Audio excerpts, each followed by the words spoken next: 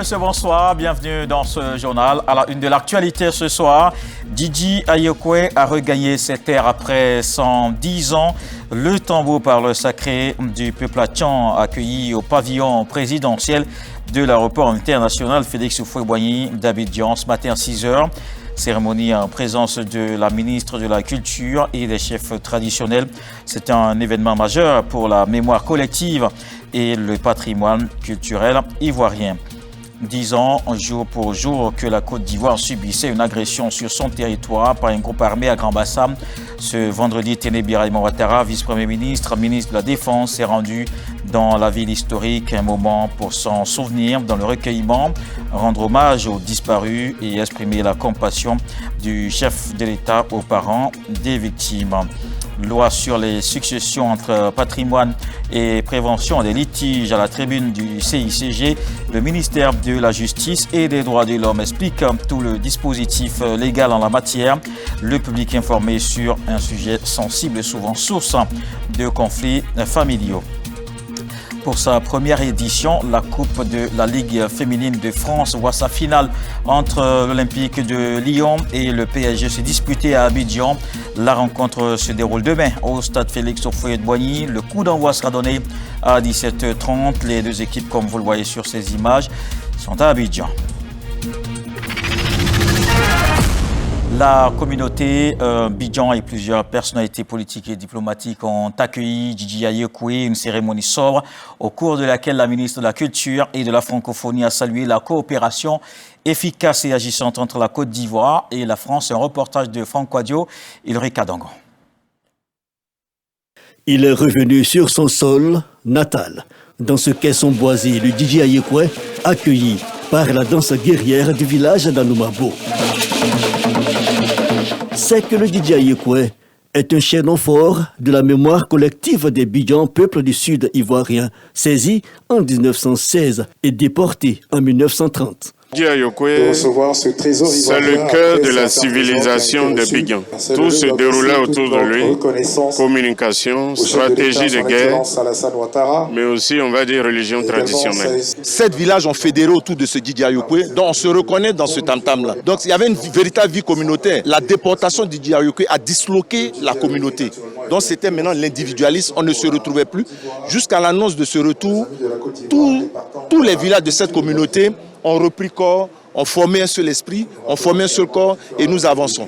Sur l'esplanade du pavillon présidentiel de l'aéroport Félix Houphouët-Boigny, il y a du beau monde venu réceptionner le Djidji Ayokwe. Des personnalités du monde culturel à leur tête, la ministre Françoise Remarque, mais aussi l'autre acteur principal de ce retour, la France hautement représentée, l'UNESCO, sans oublier la chefferie Atchan et leurs alliés, ainsi que plusieurs personnalités culturelles. On était déjà à la cérémonie de restitution. Aujourd'hui, on a l'accueil. Et puis, pour dire à toute la Côte d'Ivoire que le Djidji Ayokwe est là. Cheville ouvrière de ce rapatriement, voulu par les présidents ivoiriens et français, la ministre de la Culture et de la Francophonie. Conformément au protocole établi entre le musée du Quai Branly et le musée des civilisations de Côte d'Ivoire, le tambour parleur sera conduit dans un espace sécurisé pour son acclimatation. À l'issue de cette étape, nous procéderons selon des modalités à définir à sa présentation officielle avant son installation définitive au Musée des civilisations de Côte d'Ivoire. Djidji Ayokwe, Nancy, ton retour est un message pour nos jeunes qui ont décidé de s'approprier leur histoire, pour les communautés qui retrouvent leur Djidji Ayokwe, symbole de cohésion sociale, de paix et de dialogue. Ton retour est aussi une victoire du leadership du président de la République. 110 années après son enlèvement, le Djidji Ayokwe effectue le chemin du retour du Quai Branly à Abidjan, atout majeur de la communication lors des grandes guerres. L'objet est le premier d'une longue liste de 148 biens culturels inscrits aujourd'hui dans un processus de retour vers la terre d'origine. Et la réaction du président de la République, Alassane Ouattara, sur son compte officiel Facebook, je cite, « Grâce à une volonté politique forte et une diplomatie active, le tambour-parleur Didier Ayokoué est enfin de retour sur sa terre après plus d'un siècle d'absence, tout en lui souhaitant Kouaba la bienvenue en ébrié. » Et la Côte d'Ivoire n'oublie pas ce 13 mars 2016, l'attentat de Grand Bassam. Ce vendredi, Téné Birahima Ouattara, vice-premier ministre, ministre de la Défense et plusieurs membres du gouvernement étaient dans la ville historique. Une visite pour rendre hommage aux disparus et exprimer la compassion du chef de l'État aux parents des victimes. David Soyou. Nous sommes le 13 mars 2016. La cité balnéaire de Grand Bassam plongée dans la panique. 3 hommes armés ouvraient le feu sur les visiteurs des hôtels et plages du quartier France avant d'être repoussés par les forces spéciales ivoiriennes. Bilan, 19 décès et plusieurs blessés. 10 ans après, la Côte d'Ivoire se souvient encore. Le vice-premier ministre, ministre de la Défense, accompagné de plusieurs membres du gouvernement, rendent hommage aux victimes tombées. Un moment de recueillement empreint de souvenirs douloureux pour les habitants de Grand Bassam et parents de victimes. 10 ans après, l'émotion est encore grande et le souvenir pourrait parfois hanter les esprits, mais en bon croyant, nous ne pouvons que saluer la mémoire de nos disparus et prier pour le repos de leur âme dans la félicité céleste. En dépit de la blessure et du silence laissé par celles et ceux à qui nous rendons hommage en cet instant, leur souvenir demeure vivant. Il habite nos cœurs, éclaire notre mémoire et nous rappelle avec gravité la fragilité de la paix ainsi que la valeur inestimable de la vie humaine. Parmi les personnes disparues, des Ivoiriens, des Camerounais, des Philippins, des Allemands, des Français. Nous sommes dans une situation, je crois pouvoir le dire aujourd'hui, de sérénité et d'espoir. Et je crois que c'est le meilleur hommage, ce calme, cette sécurité, cette sérénité, cet espoir, c'est le meilleur hommage que la Côte d'Ivoire peut rendre aux victimes et aux familles des victimes. Au nom du président de la République, Téné Birahima Ouattara exprime la compassion du chef de l'État aux familles des disparus et rassure. Je voudrais vous assurer de l'engagement du chef de l'État à bâtir une Côte d'Ivoire unie. Depuis 10 ans, notre pays a tiré les leçons de cette tragédie. Nos forces de défense et de sécurité sont mieux entraînées et mieux équipées. Elles ont renforcé leur posture de veille opérationnelle afin que de tels drames ne se reproduisent plus. 1 minute de silence, suivie d'une procession en hommage aux victimes de l'attentat, y compris l'hymne aux morts exécuté par le clairon. Comme pour dire aux défunts, la Côte d'Ivoire ne vous oubliera jamais. Et voilà, dans l'actualité parlementaire, maintenant, les sénateurs étaient réunis en séance plénière à Yamoussoukro. Le calendrier de travail pour la période du 13 mars au 19 juin 2026 a été adopté au cours des travaux. Kandia Camara, présidente de l'institution, a officiellement annoncé la tenue d'un symposium international sur les collectivités territoriales du 26 au 28 mars à Yamoussoukro. Kader Sogodogo. Le Sénat de Côte d'Ivoire organise du 26 au 28 mars 2026 à Yamoussoukro le symposium international sur les collectivités territoriales. Thème: accélérer la décentralisation pour un développement local effectif. L'information a été donnée par Kandia Kamisoko Kamara, présidente du Sénat, au cours de la séance plénière tenue à la Fondation Félix Houphouët-Boigny pour la recherche de la paix de Yamoussoukro. Ce symposium international vise à apporter une contribution substantielle à la consolidation du processus de décentralisation en vue de promouvoir un développement local harmonieux, durable et inclusif. Ce symposium, qui s'inscrit dans le cadre de la mission constitutionnelle de représentation des collectivités territoriales, dévolue à notre Chambre, se tient dans le prolongement des initiatives déjà engagées dans ce domaine, notamment le forum avec les collectivités territoriales organisé les 16 et 17 février 2020 et le séminaire d'élaboration du plaidoyer du Sénat auprès du gouvernement en faveur des élus locaux sur le fonctionnement des collectivités territoriales organisée du 19 au 21 octobre 2021.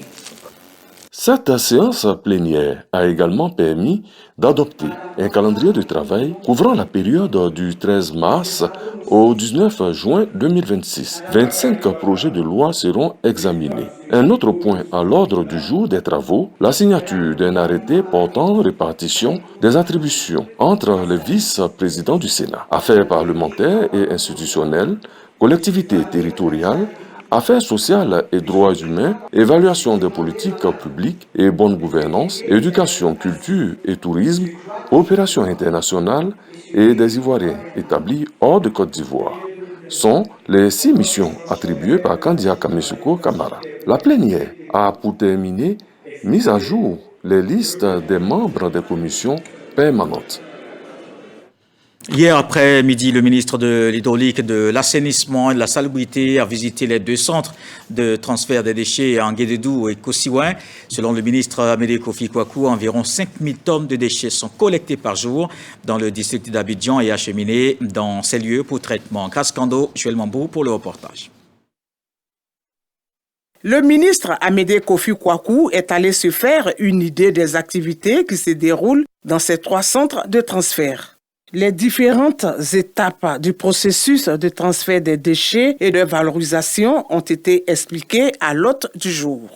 Ici, on recevra tous les déchets des 8 communes d'Abidjan. Tout l'État vient ici pour minimiser les voyages en fonction des capacités des gros camions qui sont ici, qui font le transport des déchets de notre base de Ekoiboni à Yopougon pour la décharge de Kosiouin. Au niveau d'Abidjan, en moyenne, c'est 5000 tonnes de déchets qui sont produits par jour. Ces déchets doivent être ramassés et donc traités. Il y a 2 structures qui sont chargées de ramasser les ordures et une fois que ces déchets sont collectés, ils vont dans les centres de transfert, donc à Nguédédou, que nous avons donc visité, avant d'arriver ici au centre de valorisation et d'enfouissement donc de ces déchets-là. Nous repartons donc très très heureux.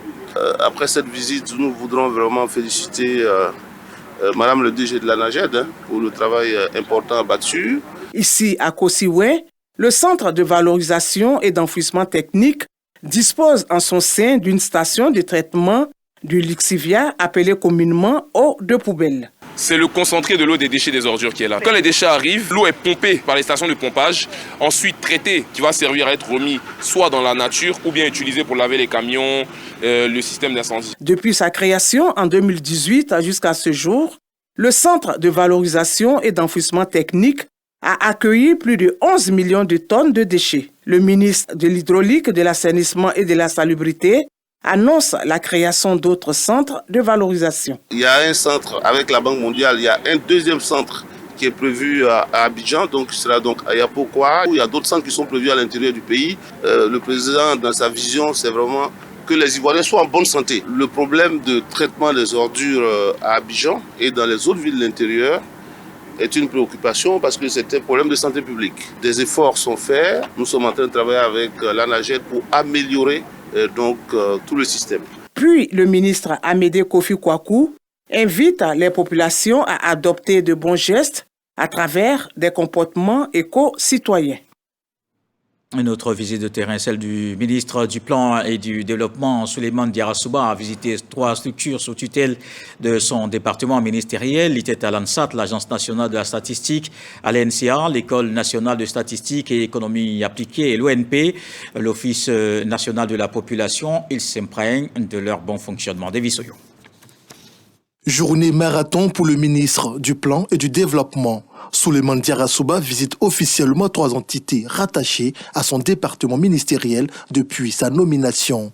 Le nouveau patron du Plan et du Développement découvre successivement direction, bureau, département, bloc administratif et technique de l'Agence nationale de la statistique, l'NCA, École nationale de statistique et d'économie appliquée et l'ONP, Office national de la population. Il était important pour moi de passer le message du gouvernement, de Monsieur le Premier ministre, à encourager les équipes en fait à bien comprendre leur rôle dans la chaîne de production des données pour qu'en Côte d'Ivoire, nous puissions avoir des données fiables, des données qui soient utiles et des données qui permettent le pilotage en fait de l'action publique et qui permettent de mieux orienter toutes les décisions qui sont prises dans tous les secteurs d'activité, c'est-à-dire les secteurs économiques et les secteurs sociaux. Cette visite terrain du ministre Souleymane Diarra-Souba s'inscrit également dans le cadre du suivi des activités et du renforcement des services liés au ministère du Plan et du Développement. Le ton est désormais très ferme, la sensibilisation mais aussi la répression. Il faut freiner les accidents de la route. 2 centres de visite technique seront fermés à Agboville et à Boundiali. Ils sont accusés d'irrégularité et de mauvaise gestion. C'est ce qu'a annoncé le directeur général de l'autorité des régulations du transport, Aurélia Dloukoula. Des véhicules en mauvais état, des portières défaillantes, des vitres inexistantes. Une question revient sur toutes les lèvres. Comment ces engins qui cumulent de nombreuses défaillances arrivent à obtenir le CESAM, le certificat de contrôle technique? Dans les centres de visite technique, il y a un problème. Il peut y avoir des petits trucs, des magouilles qui vont se passer là-bas et ça, c'est pas bien. La validation de la visite technique pour des voitures qui n'y ont pas droit, certains usagers indexent les centres dédiés. La visite dans les centres techniques, on remarque déjà des voitures qui roulent avec beaucoup de problèmes. Et dans le milieu, comme on le dit, lorsqu'une voiture a le nécessaire, on laisse passer. Les centres de visite technique pointés du doigt, après vérification, la Direction générale de l'autorité de régulation du transport intérieur décide de sévir. Nos experts ont mené des inspections dans les centres de visite technique. Ces inspections ont révélé des irrégularités dans les centres des villes de Boundiali et la ville d'Adzopé. Absence ou dysfonctionnement des bancs de freinage. Procédure non conforme où les véhicules sont invités à tester le freinage sans équipement adapté. À Boundiali, un cas avéré de délivrance de visite technique à un véhicule resté à Abidjan. Ces pratiques compromettent la sécurité des usagers et ne peuvent être tolérées. Face à ces constats, le ministère des Transports et des Affaires maritimes a pris des mesures fermes suite aux recommandations de l'autorité de régulation du transport intérieur. Fermeture à titre conservatoire des centres d'Adzopé et de Boundiali en attendant la correction des défaillances. Deuxième mesure, suspension temporaire des bancs mobiles afin de les inspecter et de garantir leur conformité. Les responsables du ministère des Transports et des Affaires maritimes entendent renforcer leurs actions de contrôle. À partir du mardi 17 mars 2026, les équipes de l'ARTI et de la DGTTC passeront en revue tous les bancs mobiles. Ceux qui seront jugés aptes reprendront immédiatement leurs activités. Par ailleurs, les représentants de l'administration seront désormais présents dans chaque centre pour s'assurer que les véhicules se présentent physiquement aux visites techniques. En Côte d'Ivoire, on dénombre au total 37 sites fixes et 20 bancs mobiles. Depuis la décision du ministère en charge des Transports, prise le 10 mars 2026, seulement 35 de ces sites continuent d'opérer normalement, mais sous une surveillance désormais accrue. Voilà pour ces 2 centres épinglés, Adzopé et Boundiali désormais donc fermés. Le Centre d'information et de communication gouvernementale a ouvert une nouvelle session de son programme Tout savoir sûr. Au pupitre, le ministère de la Justice et des Droits de l'Homme, représenté par Ngouran Marie-Estelle Bomo, sous-directrice de la documentation, et là donné tous les détails concernant la loi sur les successions. Gilles Chris Kwame, Jamak Djadji, Barnabé Kona.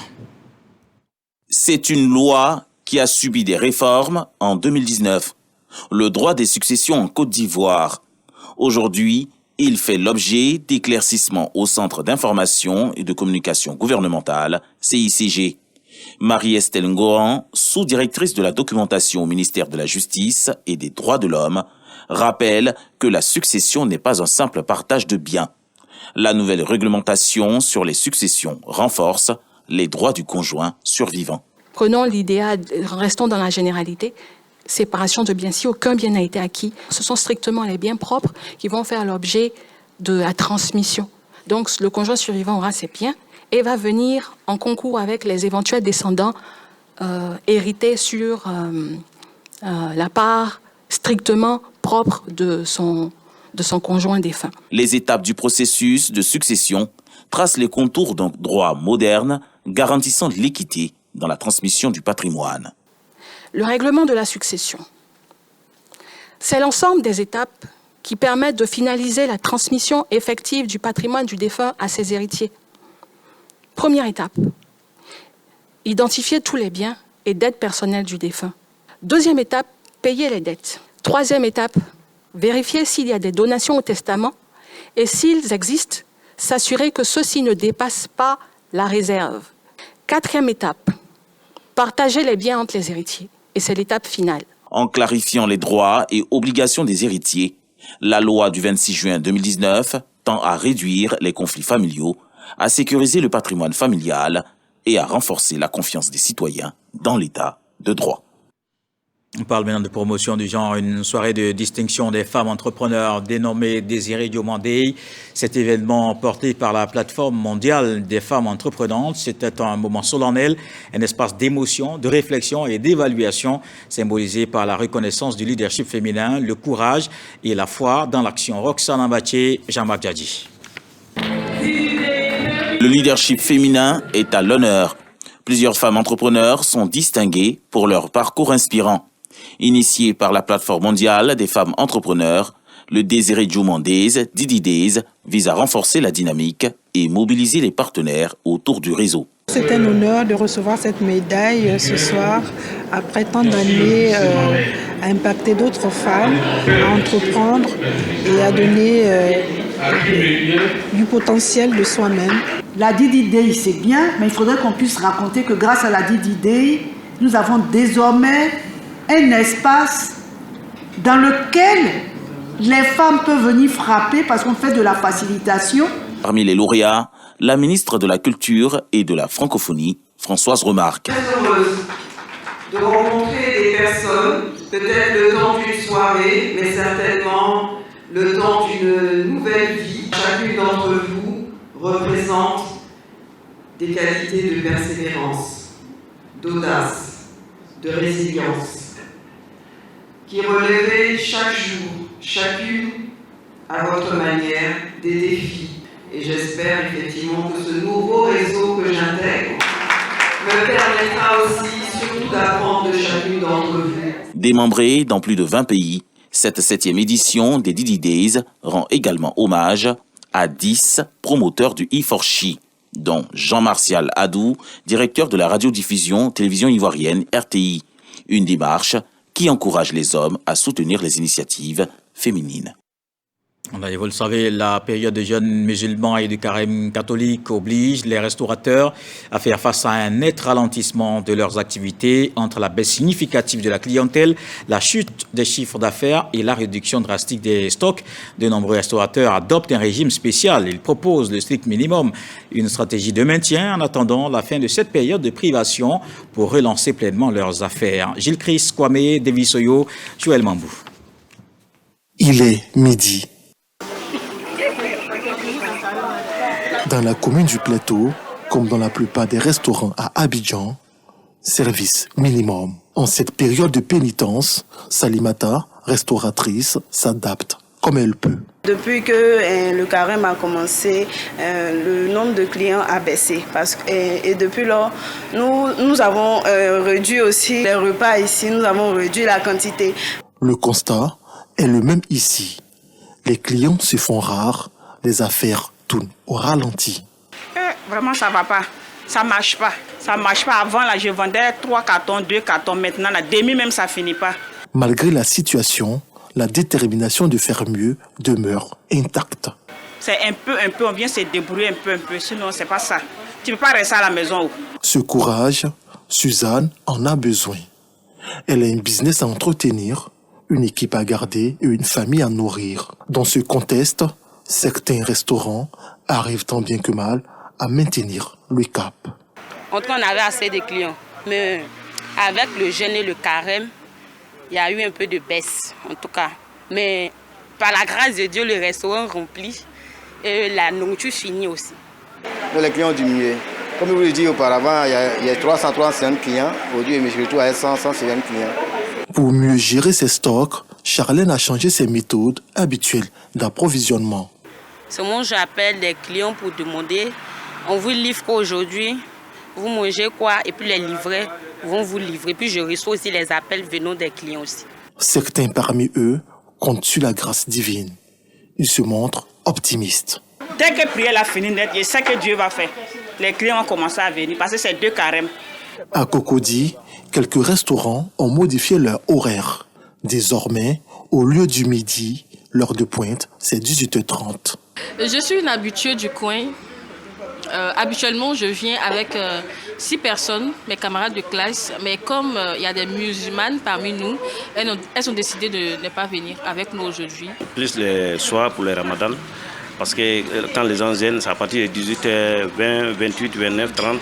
À partir de 30, et puis on va couper les jeunes et puis les gens commencent à se nourrir. Menu réduit, horaire décalé, les restaurateurs d'Abidjan s'adaptent avec courage. Tous gardent les yeux tournés vers l'après-jeûne, convaincus que la reprise sera synonyme de retrouvailles autour des tables et d'un souffle nouveau pour leurs affaires. On parle de développement local maintenant, plus de 7,5 milliards de francs CFA. C'est le montant du budget du Conseil régional du Lodjibois pour l'exercice 2026. Budget destiné à réaliser des projets de développement tant en milieu rural qu'urbain. Pour y parvenir, Amélie Kofi Kwaku, le président du Conseil régional, appelle à l'union. Mahama Traoré. Cette première réunion du Conseil régional du Lodjibois au titre de l'exercice 2026 s'est soldée par l'adoption du budget annuel. Il s'équilibre en recettes et en dépenses à hauteur de 7,5 milliards de francs CFA, budget dont les conseillers régionaux ont autorisé l'exécution, ce qui devrait se traduire par la réalisation d'actions de développement telles que l'électrification et la dotation des localités rurales en pompes hydrauliques et en salles de classe. Amédée Kwaku, président du conseil régional du Lodjibois, se félicite de l'issue des travaux. Au niveau de la région du Lodjibois, de la composition du conseil, malgré sa diversité, toutes les décisions sont prises à l'unanimité parce que nous travaillons pour l'ensemble des populations et nous avons insisté sur le fait qu'il faut qu'il y ait la paix dans notre région parce que les attentes des populations sont nombreuses et s'il n'y a pas la paix, rien de tout ça ne peut se réaliser. Il n'y a pas d'opposition lorsqu'il s'agit d'assurer le développement. Et c'est pourquoi nous sommes résolument engagés dans les actions du Conseil régional. Lors de cette session du Conseil régional, il a été présenté une cartographie des infrastructures à réaliser. Il a également été évoqué la mise en œuvre du projet TIMO, travaux à haute intensité de main-d'œuvre dans la région du Lodjibois, un projet pourvoyeur d'emplois pour la jeunesse locale. En diplomatie, maintenant, l'Arabie Saoudite célèbre le 299e anniversaire de la fondation du royaume, suivi de l'iftar, le repas de rupture du jeûne offert aux invités. Cette célébration a été l'occasion pour l'ambassadeur saoudien de revenir sur l'historique des relations et saluer la coopération entre les deux pays. C'était en présence de la ministre d'État, ministre des Affaires étrangères et de la coopération internationale, Souleymane Donisongo. L'événement a réuni de nombreuses personnalités politiques, diplomatiques et religieuses venues partager un moment de fraternité et d'amitié entre les deux nations. Dans son allocution, l'ambassadeur du Royaume d'Arabie Saoudite en Côte d'Ivoire, Saad bin Bakhit Al-Khatami, est revenu sur les valeurs qui renforcent l'axe Yamoussoukro-Riyad. Le Royaume d'Arabie Saoudite et la République de Côte d'Ivoire entretiennent des relations d'amitié et de coopération étroites, fondées sur le respect mutuel et des intérêts communs. Ces relations ont connu un développement remarquable ces dernières années dans de nombreux domaines, notamment l'économie et le développement, ainsi que l'éducation et l'action humanitaire. La coopération diplomatique entre les deux pays remonte à 1985. Celles-ci ont connu un essor remarquable ces dernières années, notamment depuis l'accession du président Alassane Ouattara à la magistrature suprême. Comme l'atteste la ministre d'État, ministre des Affaires étrangères et de la coopération internationale, Niale Kaba. C'est un moment de retrouvailles, c'est un moment de convivialité, c'est un moment aussi pour célébrer la paix entre les peuples en ces moments perturbés. Et c'est un moment qui traduit aussi la qualité des relations qui unissent la Côte d'Ivoire et le Royaume d'Arabie Saoudite. Et de façon singulière, le président de la République, son Excellence M. Alassane Ouattara, est le roi de l'Arabie Saoudite. La Côte d'Ivoire et l'Arabie Saoudite ambitionnent d'élargir leur partenariat au financement du développement, aux énergies renouvelables, à la sécurité alimentaire, à la transformation numérique et à la promotion des investissements privés d'ici 2030. En sport, football, pour sa première édition, la Coupe de la Ligue féminine de France voit sa finale entre l'Olympique de Lyon et le PSG s'est disputé à Abidjan. La rencontre se déroule demain au stade Félix Houphouët-Boigny. Le coup d'envoi, c'est 17h30. Odalébé, Arsène Kwasi. En conférence de presse, l'entraîneur parisien et ses joueuses affichent déjà leur détermination avant cette finale OL Lyon-PSG. Je pense que quand c'est une finale, il n'y a pas forcément de favoris. C'est une finale, elle se joue et elle se gagne.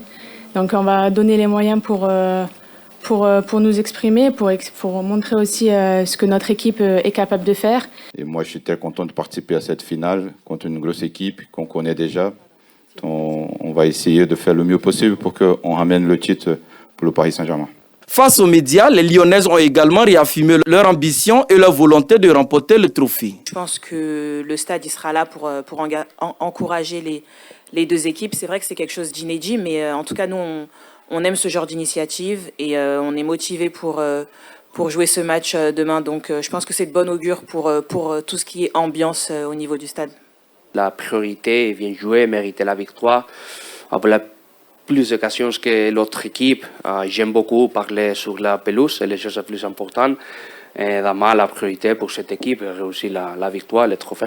Rendez-vous est pris ce samedi 14 mars au stade Félix Houphouët-Boigny pour une finale historique délocalisée pour la première fois sur le continent africain.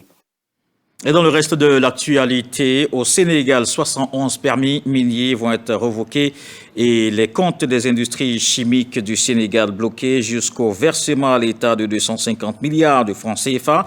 Annonce du Premier ministre Ousmane Sonko qui veut auditer, voire renégocier les contrats avec les multinationales qui exploitent les ressources naturelles dans le pays. Le Sénégal a été gravement lésé, a indiqué le Premier ministre devant la presse.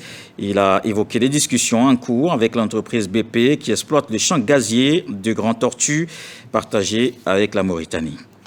Et voilà qui met un terme à ce journal. Merci de l'avoir suivi. Retour de l'actualité 23h ce soir. Le sage nous apprend que la bouche ne dit pas tout ce que les yeux voient. Dieu le voulant, on se retrouve demain.